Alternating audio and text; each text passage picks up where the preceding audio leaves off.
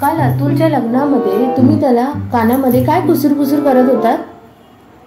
अरे त्याला मी सुखी संसाराच्या काही टिप्स देत होतो. येस. काय एवढं सांगत होता? अरे त्याला मी सांगितलं की तू तिचं अजिबात ऐकू नकोस, म्हणजे तिच्या बायकोचं अजिबात ऐकू नकोस. तुला जसं वाटेल तसं तुझ्या वेळेनुसार तू वाग, तुझ्या मताने वाग, तिचं अजिबात ऐकू नकोस, असं मी त्याला सांगितलं. हे असं तुम्ही सांगितलं?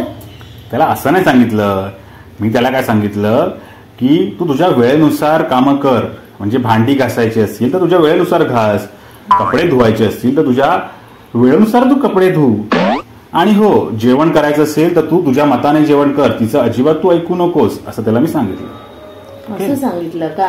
हो हो असं सांगितलं. ठीक आहे, चांगल्या टिप्स दिलात. थँक्यू. आता आहे ना, आपण पण जेवलोय, तुम्ही पण जरा भांडी घासून घ्या आणि मी जरा कालचे फोटोज बघते. हा घासतो. आणि हो, कपडे पण धुवून घ्या सोबत. हा धुतो. बघितलंस अतुल भावा, अरे सुखी संसाराचं रहस्य. ऑल द बेस्ट तुला.